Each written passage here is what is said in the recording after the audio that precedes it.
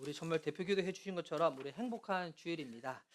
오늘 읽었던 이 느헤미야 12장 27절에서 31절 그리고 43절 느헤미야 12장 본문을 우리 다 함께 살펴볼 건데요. 우리가 이 시간에는 시간상 이 부분만 읽어봤습니다. 오늘 12번째 시간입니다. 기쁨으로 다시 헌신이라는 제목으로 은혜를 누리고자 합니다. 여러분 이 설교 제목으로 옆에 계신 분들 한번 보면서 정말 축복합시다. 당신의 기쁨이 회복될 것입니다. 이렇게 믿음으로 한번 축복하며 인사할까요? 시작.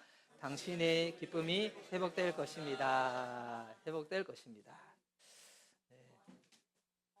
오늘 저를 사랑하고 애정하는 라미가 우리 과학 선생님 우리 보려고 딴 데 가서 오늘 이 물컵이 안 올라올 줄 알았는데 그럼 올라왔네요. 이거 누가 오늘 올리셨어요? 아, 그러실까요?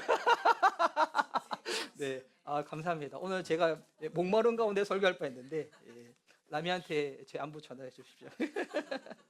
네, 아직 우리 윤아 성도님이 오지 않으셨는데 우리 지난주 추수감사주일날 예배 통해 가지고 정말 풍성한 은혜를 누렸습니다. 너무 감사했습니다. 지난주 예배가 왜 풍성했던가? 이렇게 찬양이 좋기도 하고 연주도 좋았고 또 지난주 음식도 평소와 다르게 더 풍성해서 맛있어서 좋았지만 가장 좋았던 이유 보니까 저뿐만이 아니라 우리 교회 성도님들이 대부분 다 그러셨던 것 같아요. 한 영혼이 구원을 받아서 간증의 은혜를 나눴는데 그거를 듣고 우리가 그 현장에 있으면서 너무 벅찼던 것 같아요. 예. 제가 그런 질문 많이 들었거든요. 목사님 왜 우셨냐고. 예. 원래는 되게 수료 받으신 분들이 울기는 하는데 수료하는 사람이 우는 거는 흔치 않잖아요. 예, 그래서 제가 식사 시간에는 윤아 성도님이 저 너무 괴롭혔거든요. 이렇게 그냥 농담도 얘기했는데 그 진짜 농담이에요. 왜 벅찼냐면 와 정말 하나님이 우리 교회에 붙잡아서 사용하시는구나. 이게 저 느껴져서 경험되어져서 여러분 이 교회를 하나님이 세우신 목적이 잃어버린 영혼을 구원해서 그 영혼들이 그리스도의 제자가 되어지는 거잖아요. 예. 아니나 다를까 지금 윤아 성도님 얘기하고 있었는데 지금 들어오시네요. 네. 그래서 그거 보면서 너무 기쁜 거예요. 너무 감사한 거예요. 와 진짜 제 안에 드는 마음이 됐다. 됐다. 이렇게 한 사람 한 사람 주님께서 붙여주는 사람들 만나게 한 사람들 우리가 복음으로 섬기며 사랑을 나누며 이렇게 주님을 알아갈 수 있도록 하는 것이 우리 교회 존재 목적인데 주님이 이렇게 우리 교회를 사용하시는구나. 그래서 너무 벅차가지고 그때 울었던 것 같아요. 여러분 이 감사라는 게 단순히 감정이 아니잖아요. 이 감사는 내가 하나님 앞에서 바로 가고 싶습니다라고 할 때 우리가 고백하는 게 감사거든요. 예. 뭐 기분 좋을 때 이게 감사하는 것은 어렵지 않잖아요. 그런데 진짜 감사는 우리로 하여금 다시금 하나님 앞에 이끌게 하는 힘이 있기 때문에 여러분 힘들고 없을 때에도 감사할 수 있는 게 진짜 신앙의 힘이에요. 예. 물론 이거 쉽지 않아요. 지금 형편이 어렵고 몸은 아프고 그리고 보이는 게 아무것도 없는데 그런 상황에서도 내가 믿음으로 해석해서 감사할 수 있다. 여러분 그 감사가 우리로 하여금 하나님 앞에 딱 이끌어 가거든요. 예. 그래서 우리 추수감사주일 같은 경우에 감사할 제목이 있어서 감사한 것도 참 감사하지만 감사 제목이 이루어지지 않을 때에도 믿음으로 감사할 수 있다. 여러분 그렇게 우리가 좀 신앙이 성장할 수 있는 저와 여러분 되었으면 좋겠습니다. 우리 계속 느헤미야 말씀을 살펴보고 있습니다. 우리 지난주는 추수감사주일을 했으니까 2주 전에 제가 어떤 설교했는지 혹시 기억나시나요? 그때 설교 제목이 자리를 지켜서 다시 시작이라고 나눴어요. 느헤미야 11장에 보니까 예루살렘 성벽은 딱 이렇게 재건이 됐어요. 완성이 됐는데 근데 뭐가 없었는 거예요? 예루살렘 성 안에 살고자 하는 사람이 없었던 거예요. 그때 어떤 일이 벌어집니까? 먼저 지도자가 본을 보이죠. 우리가 먼저 이곳에서 살겠다라고. 그리고 그 제비를 뽑아서 열의 한 사람을 뽑아서 예루살렘에 살게 하고 그리고 난 다음에 자원자들을 딱 뽑았었어요. 지도자야 마땅히 그렇게 해야 되니까 솔선수범을 보였겠죠. 그리고 제비를 뽑혀서 예루살렘에 거주하게 된 사람들이 있었습니다. 그 사람들의 명단이 이 느헤미야 11장에 쭉 나와요. 그리고 12장에도 보면 그 앞부분에도 쭉 나오는데 그럼 이렇게 제비를 뽑았다는 것은 뭐냐면 이 하나님의 주권이거든요. 하나님의 택하심으로 예루살렘에 온 사람들이 가장 먼저 해야 될 일이 무엇이었을까요? 뭐부터 해야 될까요? 여러분, 그게 예배를 회복하는 거예요. 예배를 회복하는 거. 지난 주일에 우리가 어떤 상황에서도 감사해야 될 이유를 찾는 주일이었다면, 오늘은 우리를 불러주신 하나님 앞에서 우리가 무엇부터 해야 되는지에 대해서 말씀하시는 본문이에요. 그리고 오늘이 11월 30일이죠. 이제 내일부터 12월 25년도도 한 달이 딱 남았습니다. 오늘 이 예배를 통해서 하나님께서 우리에게 허락하시는 이 말씀을 통해서 한 달 남은 25년도, 여러분 정말 마지막 12월 달에 여러분 모임들 많으실 거예요. 뭐 성령 모임이든 직장이든 연말 때문에 모임들이 정말 많으실 거예요. 그 많은 이 분주한 12월 한 달 동안 우리가 어떻게 이 12월을 보내야 되는지에 대해서도 뭐 오늘 말씀하신 주의 음성을 들었으면 좋겠어요. 네. 여러분, 예수님과 우리와의 관계를 이 사람의 몸에 빗대어 설명하잖아요. 신체에 빗대어서. 예수님은 머리시고 우리는 몸이라고 합니다. 물론 이거는 우주적 교회를 말하기도 하지만, 근데 이게 우리 개인적으로도 지옥 교회도 마찬가지예요. 머리 대신 예수님이 우리에게 말씀을 하십니다. 지시를 내립니다. 그러면 몸이 반응을 해야 되잖아요. 몸이 그대로 반응할 때 이게 건강한 몸이 되고 건강한 교회가 되는 거잖아요. 그럼 몸이 반응할 때 여러분 뭐부터 움직여야 되는지 알아요? 뭐가 늘 기초가 되야 되는지 알아요? 심장이 반응을 해야 돼요. 예. 심장이 뛰어야지 움직일 수가 있어요.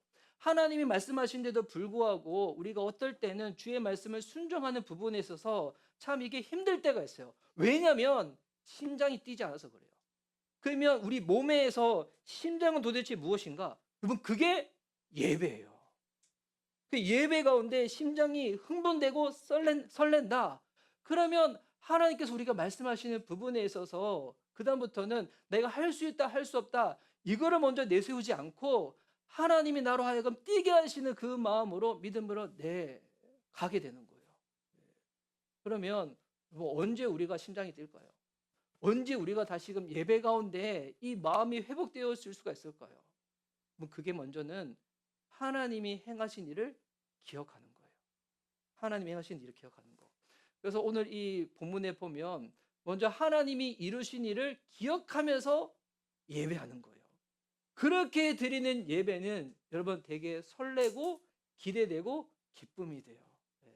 그래서 저는 우리 아직 나이가 어린 친구들이 예배 때 참 이 시간에 와서 지키는 것도 참 귀한 일이고, 참 마음이 설레지 않는데도 불구하고 이 시간에 와서 자리 지킨다, 이 너무 귀한 일이에요. 왜 그럴까요? 당연히 그럴 수밖에 없어요. 하나님의 행하신 일에 대해서 아직까지 이것이 내 삶 가운데 잘 느껴지지 않거든요. 특별히 모태신앙들은 그렇지 않아요? 예수님이 내 죄를 위하여 십자가에 죽으셨다는 것에 대해서 안 들어본 친구는 없어.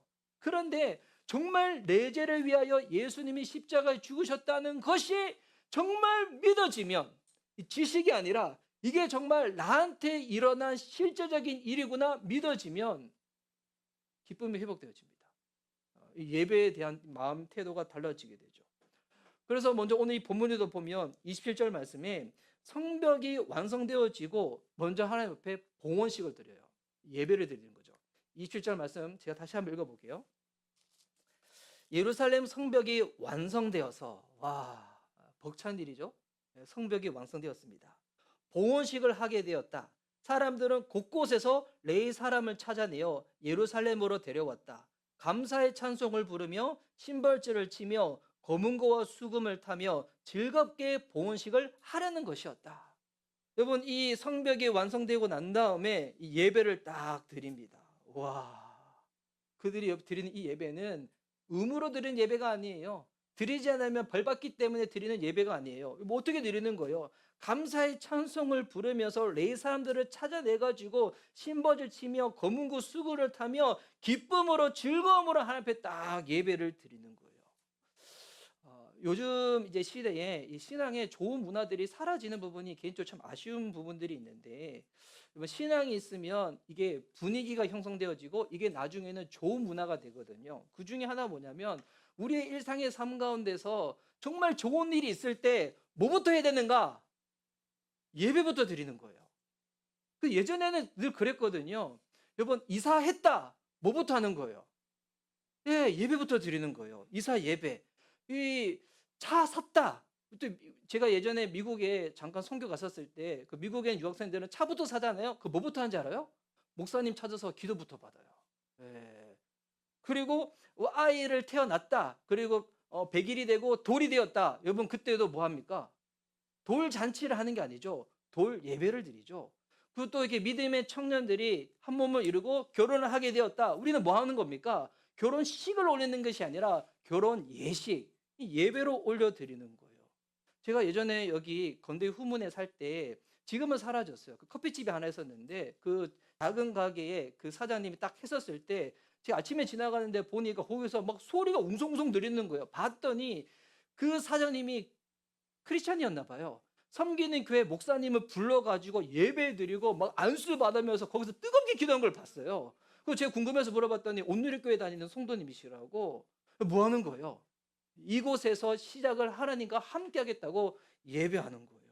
근데 요즘 시대는 이 부분을 또 이상하게 해석하신 분들이 있어서 그 약간 토테미즘이 하여튼 이상하게 생각하시고 이번 신앙은 해석이에요. 예. 이것을 내가 한 것이 아니라 하나님이 했다고 믿으면 뭐부터 하는가? 예배부터 드려야죠. 감사로. 하나님이 보여달라고. 내가 했다고 생각하고 내 힘으로 내 능력으로 하겠다고 하는 사람들은 예배 드리지 않을 겁니다. 하지만 내가 한 것이 아니라 하나님이 하셨기에 이렇게 가게를 시작하게 됐습니다. 차를 구입하게 됐습니다. 결혼을 하게 되었습니다. 우리 집안에 이런 일들이 벌어졌습니다. 라고 하면 예배부터 드리는 거예요. 예. 어떤 분은 그래요. 아, 목사님, 제가 이사했는데 저희 집이 너무 초라하고 작아가지고 목사님 모시고 예배 드리는 게 너무 그래요. 여러분, 목사님이 가가지고 이 집은 평수가 몇 평이고 뭐 얼마고 이런 거 여러분 그런 것 때문에 가는 게 아니에요. 우리 성도님의 삶 가운데 하나님이 함께 하시기를 바라는 마음으로 함께 예배하는 거예요. 제가 예전에 이사 신방을 많이 다녔을 때 갔던 데 중에서 제일 작았던 데가 어디냐면 고시원이었어요. 우리 형제가 고시원을 옮긴 거예요. 고시원을 옮긴 데서도 보니까 이게 저를 불러가지고 제 전도사 때였는데 저를 불러서 그 예배 드리는 적이 있었어요. 뭐 그 믿음이지 않아요? 예. 그냥 큰 집, 뭐 큰 차, 뭐 좋은 성공 그럴 때만 예배 드리는 거예요. 그거는 성공주의잖아요. 하나님은 그런 거 보는 거 아니잖아요. 이곳에서 하나님이 나와 함께 하시기 원합니다. 그리고 하나님이 우리를 보여주시기 원합니다. 그럴 때 드리는 게 이 예배입니다.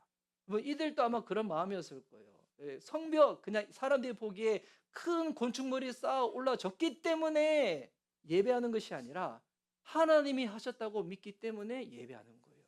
그리고 이제 이 성벽을 통하여 하나님이 우리를 보여주시고 이곳에서 예배가 계속 올려지기를 바라는 마음으로 그들이 예배하는 거예요. 이렇게 예배드리니까 주변 마을 사람들도 함께 와서 감사하고 기쁨으로 예배를 막 드리죠. 또 이들이 예배드릴 때 여러분 태도가 어떤지 알아요? 30절 말씀 보시면 30절 말씀 제가 한번 읽어드릴게요. 자, 제사장들과 레위 사람들은 몸을 깨끗하게 하는 예식을 치른 다음에 백성과 성문들과 성벽을 깨끗하게 하는 예식을 올렸다. 와, 이번 뭐 처음에 이들이 뭐부터 깨끗하게 했습니까? 자기 몸부터 깨끗하게 한 거예요. 오늘 예배 오기 전에 혹시 손 들지 마세요. 예, 샤워하고 오신 분. 예. 그 예전에 진짜 우리 믿음의 선배님들은 뭐 주일날 예배 드릴 때 진짜 몸을 깨끗하게 해서 갔어요. 여러분 깨끗하게 간 거, 그 목사님이 오늘 뭐 이게 무슨 이게 청결 검사처럼 뭐 손때 이런 거 보고 확인하는 거예요? 아니죠. 이게 뭔 거예요? 마음가짐인 거예요. 마음가짐. 예.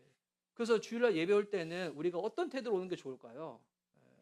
정말 깨끗한 몸가짐과 마음가짐을 가지고. 예. 여러분이 이렇게 주일날 올 때 옷을 비싼 거 입으라는 게 아니에요. 깨끗하게 준비해서 주님 앞에 나가는 겁니다. 믿음이 없는 사람들이야 그냥 편하게 올 수 있죠. 뭐 주중에 드리는 뭐 새벽 기도회나 뭐 수요 예배 같은 경우에는 우리가 일상의 삶 가운데 그렇게 해야 되니까 편하게 입고 와도 돼요. 근데 주일 예배 같은 경우는 그 사람이 어떠한 옷가지를 입고 오냐에 따라 가지고 그 사람의 마음의 중심의 태도가 다 드러나잖아요. 뭐 저도 보세요. 일주일 내내 수트 안 입다가 언제 수트 입어요? 예, 주일날 입어요. 그리고 제가 수트 입을 때 저번에 언제였지?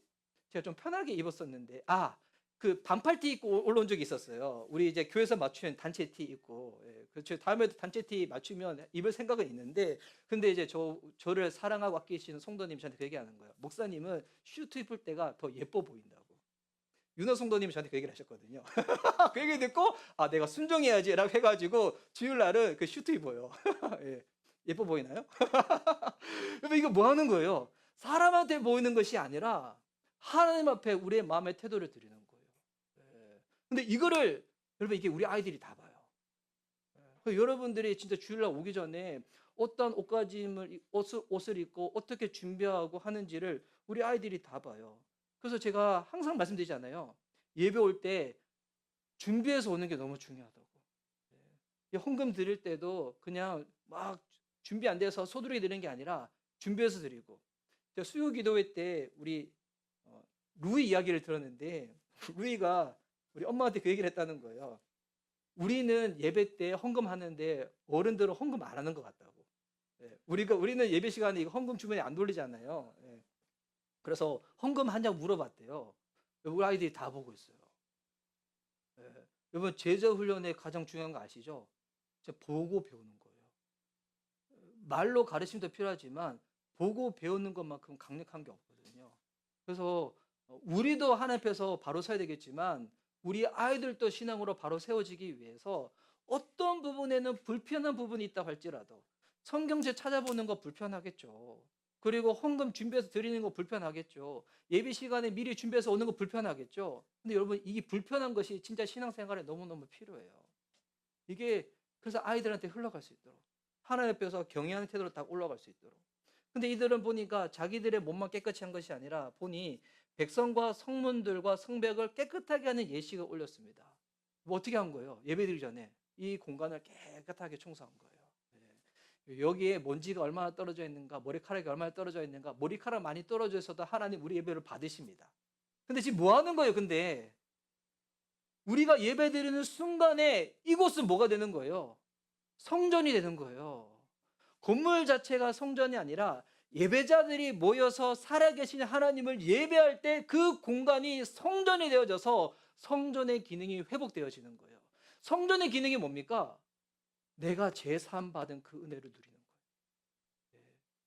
그래서 여러분 이게 너무 지나쳐서 교회에 있는 모든 것들이 속물이다 해가지고 뭐 이렇게 부들부들 떨면서 이것까지는 아니지만 교회 안에 있는 이 물건들과 이 부분들에 대해서 우리가 진짜 그런 마음으로 되었으면 좋겠습니다. 우리가 여기 있는 도구를 통해서 살아계신 하나님을 예배하는 거잖아요. 그래서 이 공간에 있는 모든 것들을 한번 소중하게 여기고 그런 부분들을 우리가 아이들에게도 가르쳐 주는 거죠. 이렇게 이들이 하는 이유가 뭡니까? 아까도 말씀드렸지만 예루살렘 성벽이 제거된 것은 우리들의 노력 때문이 아니라는 거예요. 우리가 애쓰고 노력해서 이렇게 된 것이 아니라 하나님이 우리를 통해서 이 일을 이루셨다. 그들은 이거 진짜 믿는 거예요. 하나님이 우리를 통해서 예루살렘 성벽을 재건케 하셨다. 그럼 그렇게 여러분 우리가 왜 예배에 대한 기대가 사라지고 기쁨이 없어지는가? 이유는 너무 단순합니다. 결국 이거 하나님과의 관계 때문이에요. 뒤에 문이 열렸는데 좀 닫아주시겠어요? 네. 하나님과의 관계 때문이에요. 여러분 예배에 대해서 이 설레는 마음, 기대하는 마음, 기쁨이 사라져 버렸다면 다른 거 점검하지 마시고요. 우리는 그럴 때 우리 사람의 습성은 그래요. 자꾸 이 탓을 외부 탓으로 돌려요. 목사님 설교가 어떠하다, 찬양팀이 어떠하다, 우리 교회는 예배 드릴 때 뭐 시설이 어떠하다 하는데 이거는 여러분 되게 지엽적인 거예요. 제일 중요한 거는 나와 하나님과의 관계예요. 나와 하나님과의 관계를 점검하고 다른 것을 조정해야지. 우리는 되게 어떻게 하냐면 다른 것으로 내 마음을 먼저 채우려고 시도해요. 다른 건 뭐 고쳐보려고 해요. 목사님의 설교를 짧게 하면 어떨까? 이렇게 하면 어떨까? 찬양팀 이렇게 하면 어떨까? 예배 순서가 이렇게 하면 어떨까? 근데 그렇게 해서 되는 게 아니거든요. 그리고 나중에 시간이 지나고 나서 깨달아요. 왜 내가 예배 가운데 지금 기쁨이 사라져 버렸는가? 내가 하나님과 멀어졌구나. 내가 왜 하나님과 멀어졌지? 그 다음 내 마음을 살펴봐야죠. 결국 내 마음 안에 하나님보다 내가 더 소중하고 중요하게 여기는 그 무언가가 있는 거예요. 그 무언가가 나쁜 게 아니에요. 그 무언가가 하나님보다 더 앞서니까 그것이 문제가 돼버린 거예요. 결국 그게 뭐예요? 우상이죠. 우상. 전 이번에 단일 기도회를 보지는 않았어요. 근데 제 아내가 몇몇 분들의 간증을 듣고 저한테 알려줬는데, 애니메이션 킹 오브 킹스 만든 감독님이 이번에 이제 그 얘기를 했다는 거예요. 내가 만드신, 우리 태희 목자님이랑 목요일 저녁마다 읽고 1대1 목장처럼 나누고 있는데, 그분이 그 얘기를 하시는 거예요. 이번에 그 킹 오브 킹스를 보고 많은 사람들이 은혜를 많이 받았잖아요. 근데 저는 아직 그거 안 봤어요. 죄송하게도 안 봤는데, 근데 그 감독님은 그런 얘기 하시는 거예요. 내가 만드신 책 읽고 난 다음에 나에게 있어서 그 영화가 우상이었다고. 하나님보다 그게 어느 순간 더 커져 버린 거예요. 하나님이 있어야 될 자리에 하나님을 모시지 않고, 그 어떤 것이라도, 그게 아무리 좋은 것이라도, 자녀에 대해서 사랑을 하는 것도, 아니면 부부끼리 이렇게 우애 있게 지내는 것도, 교회를 열심히 섬기는 것도, 하지만 그 어떤 것이라도 하나님이 계셔야 될 그 자리 가운데 그것이 올라와 버리면 이게 심각해져 버리는 거예요. 그게 우상이 되고 문제가 되는 겁니다. 우리 교회는 가정교회를 지향하잖아요. 가정교회가 이제 겉으로 보면 일반 교회랑 크게 다른 게 없어요. 똑같이 우리가 주일날 예배드리고 목장 모임하고, 또 주님을 알아가려고 상 공부를 합니다. 여러분, 가정교회 가장 중요한 핵심이 뭔지 알아요? 이게 이제 성도님들은 가끔씩 목장 모임이라 하는데 아니에요. 목장 모임은 우리가 예수님의 제자로서 훈련하고 연습하는 곳이에요. 가정교회의 가장 중요한 핵심은 제자를 만드는 거예요. 이상한 목사가 제자 되는 거예요.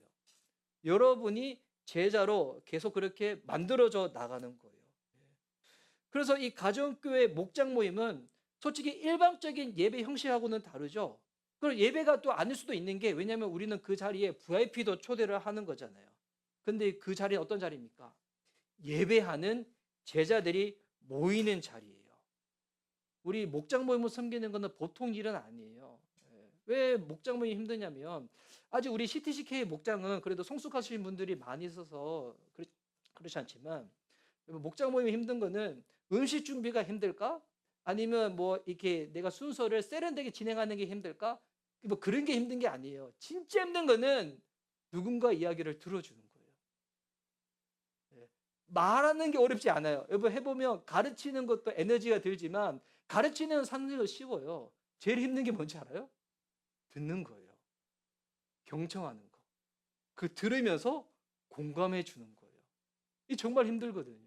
그래서 목자님, 목녀님들이 그게 너무 힘든 거예요. 누군가 이야기를 듣는 거. 듣다 보면 갑자기 답이 올라오거든요. 이렇게 했으면 좋겠다는 답이 올라오지만, 그 답을 이야기한다고 해서 되는 게 아니에요. 거기서는 답을 말아가지고 해결한 장소가 아니에요. 저 이번에 최영기 목사님 1일 특강 가서도 배웠지만, 목장 모임은 스트레스를 푸는 곳이에요. VIP들이 와가지고, 목원들이 와서 이런저런 저런 얘기하면서 스트레스를 푸는 곳. 그러면 중요한 거는 목자님, 목녀님도 스트레스를 풀어야 되잖아요. 목자님, 목녀님은 누구한테 스트레스를 풀어야 될까요? 목사님한테 스트레스를 풀어야죠. 저한테 나누고, 제 아내한테 나누고. 그래서 이것도 여러분, 사람한테 푸는 것도 필요한데 더 나아가서 필요한 것이 있죠. 하나님께 구해야죠. 그래서 뭐 목장이 살려면, 교회 리더가 살려면 무엇이 살아야 되는가? 예배가 회복되면 사람이 삽니다. 예배가 회복되잖아요. 목장이 살아요. 그래서 이 교회 리더의 예배가 무너지면 목장이 약해져요. 그래서 우리 교회에서 특별히 교회 섬기는 리더분들이 교회에서 먼저 앞장서서 섬기시는데, 우리 저나 아내나 아니면 우리 목사님, 사모님, 목자님, 목녀님, 우리 교회 섬기시는 분들이 각자 은사 따라서 그 분야에 섬기는 거 너무 감사해요. 근데 어떤 부분에서 이로 인해 가지고 내가 섬겨야 될 예배가 무너지면, 그때 우리 서로 나눠야 돼요. 서로 나눠야 돼요. 특별히 교회 리더의 예배가 무너지면 이거 다 무너지는 거예요. 제가 미션 리바이벌 교회를 개척하고 나서 처음에 예배 드렸을 때, 그때 아무것도 없었었는데, 그때 예배 드릴 때 가장 감격스러웠던 것이 뭐냐면, 우와, 드디어 내가 예배를 드리네. 하나님이 내 예배를 받으시네. 이게 느껴지는 거예요. 그래서 진짜 그때 감동과 울었거든요. 와, 나 이제 관리자 아니야. 나 이제는 그냥 뭐 봉사자가 아니야. 나 이제 예배자야. 이게 느껴지는 거예요.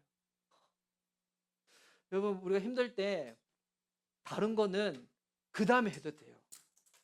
이거 좀 뭐 표현이 과한 표현이긴 하지만 예배만 잘 드려도 돼요. 진짜 예배만 잘 드려도 여러분 안에 죽어있는 영적인 세포들이 살아날 거예요. 다른 것에서 살아나지 않을 거예요. 예배만 잘 드려도, 예배만 성공해도 우리는 살 수 있습니다. 여러분, 예배에 늘 성공하고 승리할 수 있는 저와 여러분 되었으면 좋겠어요. 이렇게 사람들이 모여서 예배 가운데 기쁨으로 나아가면 이 신기한 거는 그 다음에 이 기쁨이 흘러가게 됩니다. 흘러가게 돼요. 그래서 이 공동체가 함께 드리는 예배, 이 헌신이 흘러가게 돼요. 자, 이 기쁨은 흘러가는데, 그래서 이게 진짜 바이러스랑 비슷해요. 어떻게 흘러가는가? 뭐 기쁨의 바이러스를 보세요. 이게 참 이 본문 보면서 좀 너무 설렜었는데 31절 말씀해 보니까 이제 거기서 집어 따지면 찬양팀을 두 팀을 세우는 거예요. 예배팀을. 31절에 나는 유다 지도자들을 성벽 위로 올라오게 하고 감사의 찬송을 부를 큰 찬양대를 두 편으로 나누어 서겠습니다. 그림이 그러시나요? 찬양대를 두 편으로 나눠 서겠대요. 한 찬양대는 오른쪽으로 거름문 쪽을 보고 성곽 위로 행진하게 하였습니다.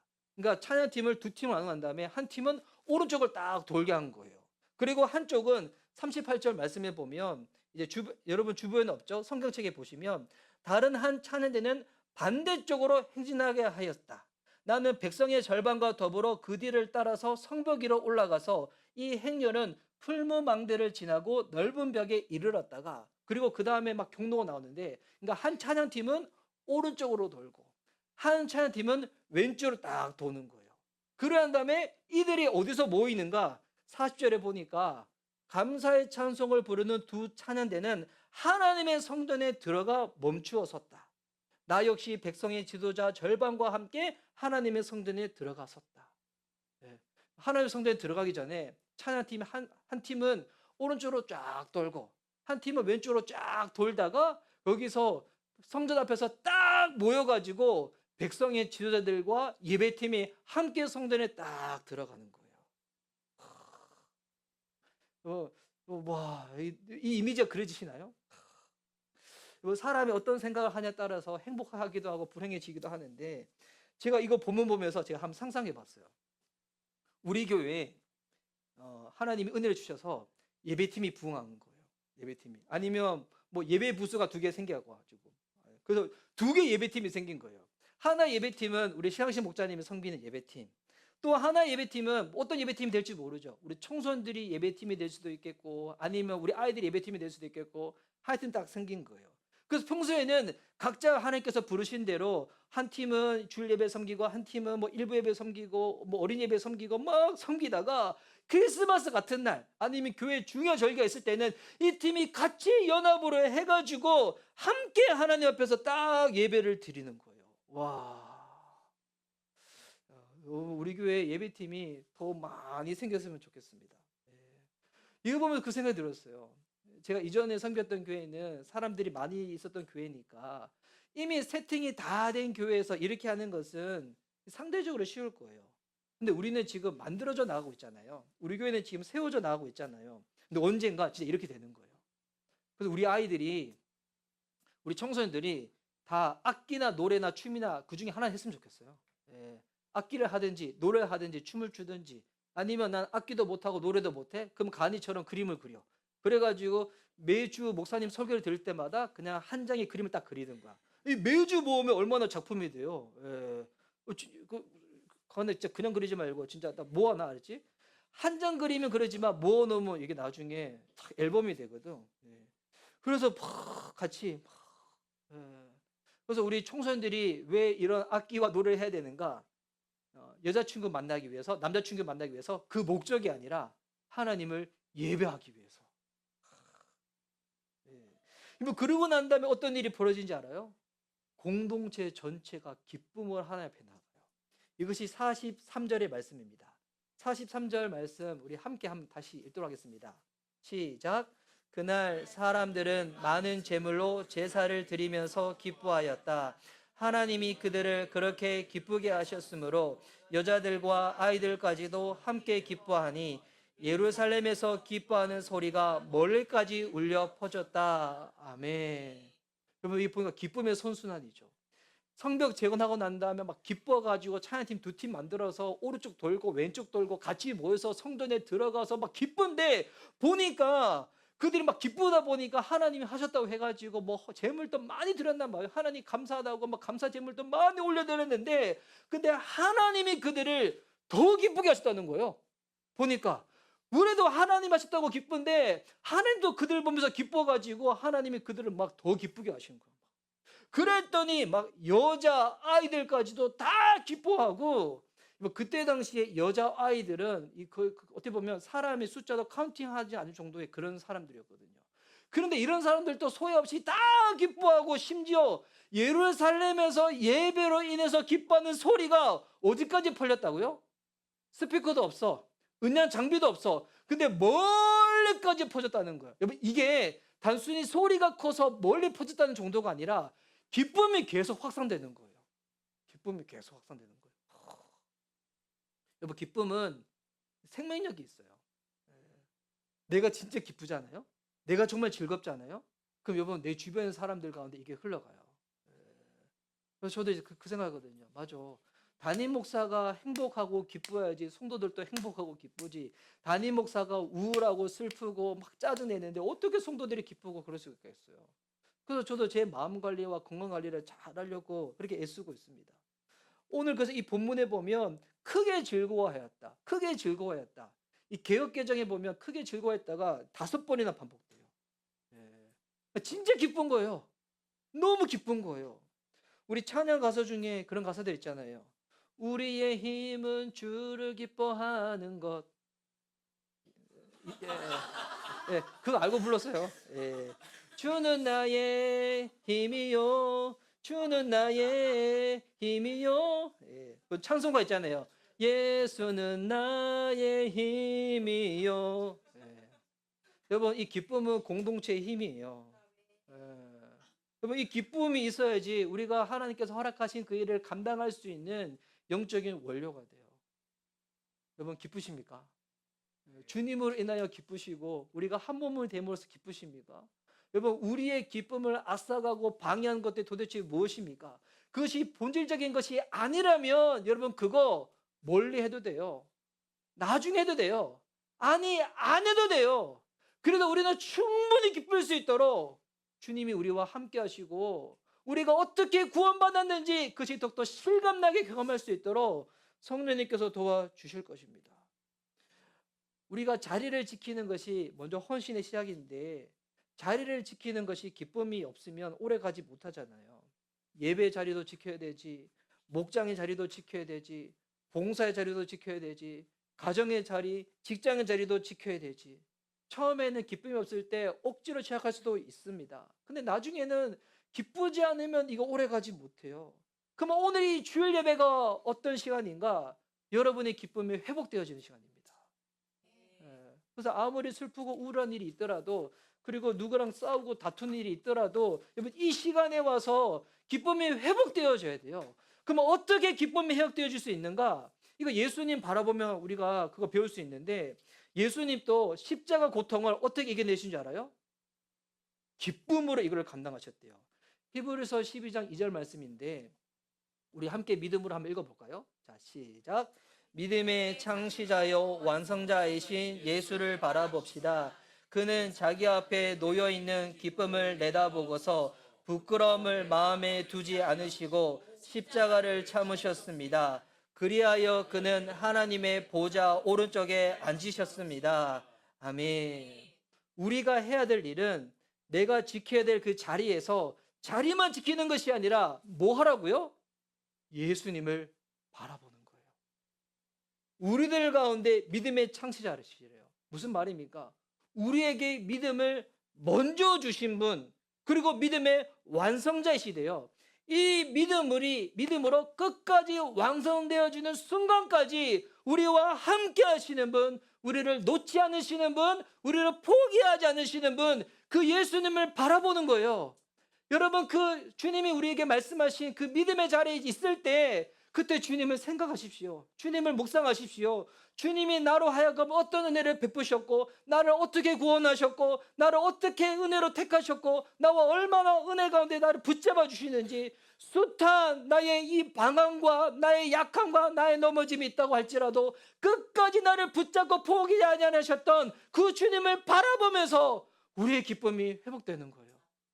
내가 무엇이길래 주님이 나를 이토록 사랑하시고, 내가 무엇이길래 주님이 이토록 나를 붙잡고 계시고, 내가 도대체 뭐길래 하나님이 나를 이토록 사랑하시는가.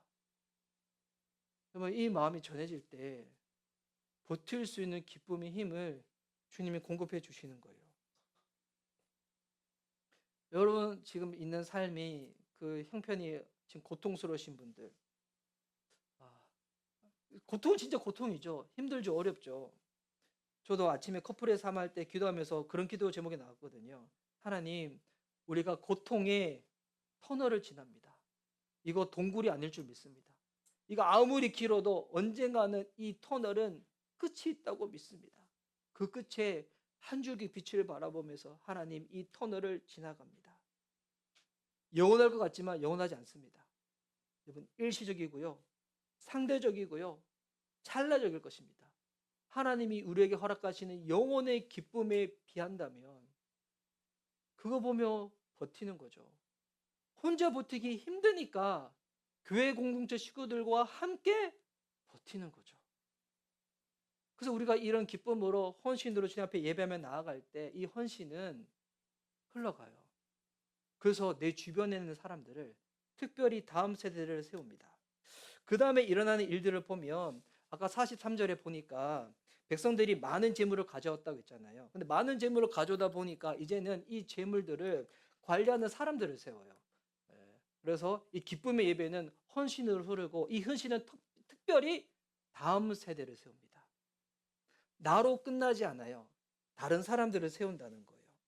그래서 44절에 보면 제가 읽을게요. 그날 사람들은 험난물과 처음 거둔 소산과 11조 등을 보관하는 창고를 맡을 관리인을 세웠다. 유다 사람들은 직무를 수행하는 제사장들과 레위 사람들이 고마워서 관리인들을 세우고, 율법에 정한 대로 제사장과 레위 사람에게 돌아갈 몫을 성읍에 딸린 밭에서 거두어 들여서 각 창고에 보관하는 일을 맡겼다. 저는 이런 일이 벌어졌으면 좋겠어요. 정말 하나님께 기뻐서 우리가 시간도 드리고 재능도 드리고 물질도 드리는 거예요. 억지가 아니라 기쁨으로 드리는 거예요. 그랬더니 이제는 레위인과 제사장들 뭐 하는 거예요? 이들은 예배를 맡고 말씀을 맡은 자들이기 때문에 그 일만 집중할 수 있도록 성물 관리인들을 따로 딱 세우는 거예요. 그러니까 이제 레위 제사장들이 이전에는 이게 없었을 때는 이제는 그들의 생활을 걱정해야 되잖아요. 그러니까 본인들이 맡은 본분에 충실할 수가 없었던 거예요. 이제는 그 본분에 충실할 수 있도록 하나님이 딱 도와주신 거죠. 저는 진짜 개척하고 난 다음에 많이 배우게 있는 게 있는데, 요즘 최근에 시작했던 게 뭐냐면, 전 목사잖아요. 목사는 직업이 아니라 소명이라는 것을 전 너무 배우고 있어요. 목사가 직업이라면 재정이 어려우면 제가 안 해도 그만이잖아요. 다른 일 찾아야 되잖아요. 근데 저는 이 목사가 저한테는 사명이거든요. 이 목회를 하다가 만약에 재정적인 부분이 받쳐주지 않는다면 제 마음에는 이제 그런 고백과 준비를 하고 있거든요. 하나님, 제가 일을 해서라도 목회를 감당할 수 있도록 저를 도와달라고. 근데 막상 일을 하면서 목회를 하는 것은 쉬운 일은 아닐 거예요. 그래서 저는 솔직히 기술도 없고 장사도 안 해봐가지고, 오늘 저녁에 제가 이제 신학교 동기 목사님들이 오늘 저녁에 저희 교회 모이거든요. 인천에서 오시고 대전에서 오시고 대구에서 올라오세요. 모이셔서 오늘 교회에서 같이 저녁에 식사하고 저희 이제 집 게스트하우스에서 하루 묵고 내일 이제 가시는데, 근데 이분들 보면 참 훌륭하신 분들인데 다 직업들이 있어요. 인천에서 오시는 분은 중고차 딜러를 하시고, 대전에서 오시는 분은 개척하시고 난 다음에 정말 힘드셨는데 이제 지금은 본인의 은사 맞는 일을 찾으셨대요. 화물 탁송을 하세요. 그러면서 교회를 하시거든요. 그리고 대전에 계시는 분은 예수전도단 그 대구 지부 간사님이신데 이제 카페를 하시면서 이제 그거를 하고 있어요. 그거 보면서 저도 언젠가 그럴 수 있잖아요. 근데 이제 문제는 저는 기술도 없고 장사도 없고 가진 거야 잘생긴 외모밖에 없고 큰일 났네. 이거 난 뭐 하면서 먹고 살아야 되지? 그래서 아내가 재능이 많나 이 생각도 하고 있는데 근데 이제 예. 근데 제가 이제 그 생각해요. 제가 이제 간간히 돌아다니면서 제 기도할 때 진짜 그런 기도하거든요. 하나님, 주님 도와주신다면 저 진짜 목회만 하고 싶어요. 예.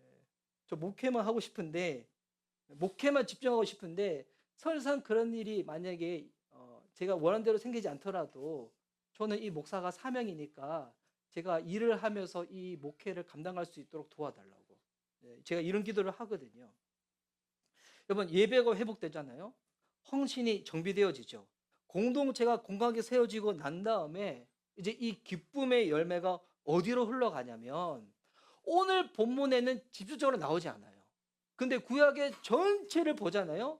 예배가 세워지면 반드시 생기는 열매가 다음 세대들이 세워져요. 다음 세대들이. 이 구약의 이야기를 보면 예배가 세워지면 다음 세대가 세워지는데 예배가 무너질 때 특별히 그런 성경이 사사기잖아요. 예배가 무너지면 다음 세대가 다른 세대가 되어져요. 하나님을 잊어버리는 세대가 되어져요. 여러분 그러기 위해서 교회에서 진짜 중요한 게 진짜 영적인 지도자를 잘 세우는 거예요. 영적인 지도자가 이 사역을 잘 감당할 수 있도록 도와주는 거예요. 그래서 제가 요즘 청소년들한테 자꾸 제가 그 잔소리처럼 얘기를 하잖아요. 부모님이 용돈 주면 뭐 하라고? 꼭 11조 하라고. 11조 하는 게 부담스럽다? 부모님한테 더 요구해. 11조 할 수 있도록 용돈 더 주세요. 이게 요구를 해. 욕을 하고. 그리고 제가 청소년들한테 그 얘기했죠. 결코 교회를 떠나지 말라고.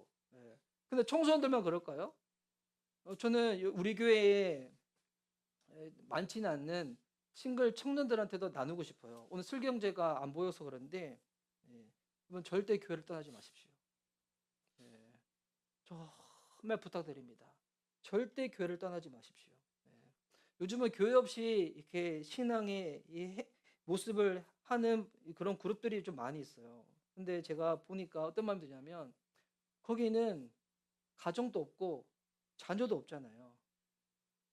연령대로 모이면 편할 수는 있어요. 근데 진짜 교회가 교회 되려면 믿지 않는 자들이 신앙이 생기고 변화가 없는 사람들이 변화가 일어나면서 기쁨이 있어야 되잖아요. 거기서 보고 배울 수 있는 리더가 없다. 또 자녀들을 함께 키울 수 있는 신앙의 동역자가 없다. 무엇보다도 나를 위해서 기도해주는 하나님의 말씀이 무엇인지 알려줄 수 있는 전문 목회자가 없다. 진짜 전 청년들한테 고백하고 싶어요. 여러분 진짜 쉽지 않을 거예요. 특별히 개척교회에 있는 청년들은 더 그럴 거예요. 저도 그런 마음이거든요. 이왕이면 또래가 많은 교회로 가고 싶죠. 또래가 많은 교회로 가서 같이 찬양 예배하고 싶고, 만약 또래 많은 교회에 가서 신앙생활을 제대로 하겠다 가도 돼요. 제대로 하겠다 가도 돼요. 근데 그게 아니라 누가 나 알아주는 거 귀찮고 간섭받는 거 귀찮으니까 그냥 조용히 예배만 가서 드리고 오겠다 가지 마요. 그냥 여기 있어도 돼요. 저희가 함께 올려서 도와드릴게요. 비록 작은 교회여가지고 많은 것들이 준비되어 있지는 않아요. 하지만 먼저는 결혼을 하고 자녀를 낳은 우리 CTCK의 목장에 있는 우리 성도님들이 귀한 신앙의 본이 되어 주실 거예요. 아멘이시죠? 아멘 안 하신 분 뭐야? 마음대로 사실 거예요? 아멘이시죠? 그리고 여기서 보는 거예요. 와, 주 안에서 결혼했을 때 얼마나 저게 행복하고 쉽지 않은지. 말했어요? 행복한데 쉽지 않아요. 행복하기 쉽지 않지만 뭐 어차피 그렇게 다 사는 거예요. 이왕 그렇게 사는 건 교회 안에서 같이. 그리고 자녀를 양육하는 게 뭐 얼마나 복된 건지. 만약 내가 자녀가 없으면 내가 주일학교에서 청소년부 들어가가지고 아이들을 나의 영적인 자녀로 삼아서, 바울도 자식이 없었지만 영적인 아들 디모데로 삼았잖아요. 그렇게 하는 거예요. 그렇게 같이 길러내는 거예요. 그렇게. 여러분 이 험악한 세상 어디 홀로 가가지고 밀림 같은 세상에서 혼자 있는 가젤처럼 사자한테 잡혀 죽으려고. 그러지 마시고 교회를 떠나지 마세요. 청소년들도 떠나지 말고 청년들 떠나지 말고, 라미는 다음 주에 돌아올 거니까. 네. 여러분 이거 이상한 목사님이 그냥 자원교회 뭐 담임 목사님이 그렇게 얘기하는 거 아니가 했는데 제가 우리 교회 목회자라서 얘기하는 게 아니라 여러분을 위해서 말씀드리는 거예요. 교회에서 같이 그렇게 가는 거 사는 거예요. 울 때 같이 울고 웃을 때 같이 웃고 갈등이 있더라도 가족이기 때문에 극복하면 나아가고 목사님한테 서운한 마음이 있으면 혼자서 꾹 참고 화병 생기지 말고 저한테 얘기도 하고 저도 고쳐 나가고 서로 사랑하면서 그렇게 어울려져 나가는 게 이게 교회잖아요. 그렇게 하라고 하나님이 우리를 부르신 거예요. 다 신앙에 집중하고 다 헌신되어 있고 다 순교한다. 이거는 선교 단체는 그렇게 해도 돼요. 바울의 선교팀은 그렇게 해도 돼요. 교회는 같이 올려가는 거예요. 다르더라도 신앙이 있든 신앙이 부족하든 상관없이 같이 올려나가는 거예요. 그렇게 하면서 다 우리가 그리스도의 제자로 세워져 나가는 것입니다. 오늘 말씀을 정리하고 결론 맺도록 하겠습니다. 예배가 살면 교회가 삽니다. 교회가 살면 다음 세대가 삽니다. 여러분 어디에서 올 한 해 가운데 예배의 자리, 섬김의 자리를 지키셨습니까? 여러분 하나님께서 여러분을 부르신 예배의 자리는 어디입니까? 목장의 자리는 어디입니까? 사역과 가정과 일터의 자리는 어디입니까? 그리고 한 달 남은 25년도 12월 한 달 남았는데 여러분 예배의 가장 우선순위는 무엇입니까? 교회는 제자 만드는 곳이잖아요. 제자는 예배로 태어나고요. 예배로 자란다고 해도 저는 과언이 아닌 것 같아요. 그때 우리가 지식적으로 모르는 부분들은 상공부 통해서 배우는 거예요. 그리고 목장 모임에 가서 신앙이 없는 사람들, 다양한 사람들과 함께 어울리면서 그렇게 살아가면서 제자로서의 삶을 훈련하는 거예요. 그리고 우리를 부르신 가정과 우리 삶의 직장의 터전에서 학교에서 우리가 그리스도인으로서 그냥 버티고 사는 것만 해도 여러분 선교하는 거예요. 누구한테 존도 못해도 여러분이 그리스도인으로서 그냥 그 자리를 버티는 것만 해도 여러분 선교예요. 그러기 위해서 중요한 거 예배 자리 지키는 겁니다. 25년도를 마무리할 때 아무리 바쁜 모임 중이라 할지라도 예배를 소홀히 하지 마시고 오히려 예배 자리를 더 소중하게 지키며 나아갈 수 있는 저와 여러분 됐으면 좋겠습니다. 그리고 26년도 새로운 이제 한 해가 시작되어질 때 여러분 결단하세요. 25년도보다는 내가 하나님이 나를 부르신 예배 자리를 내가 더 잘 드리겠노라고. 그리고 아직 그 자리가 지금 명확하지 않으신 분들은 다시 주님의 부르심을 확인하셔서 오시기 바랍니다. 함께 어울려져 그렇게 지어져 나갈 수 있는 우리 사랑하는 성도님들, 우리 가족들이 되어줄 수 있기를 예수님의 이름으로 축복합니다. 아멘. 우리 찬양하고 우리 결단하며 기도하는 시간 갖도록 하겠습니다.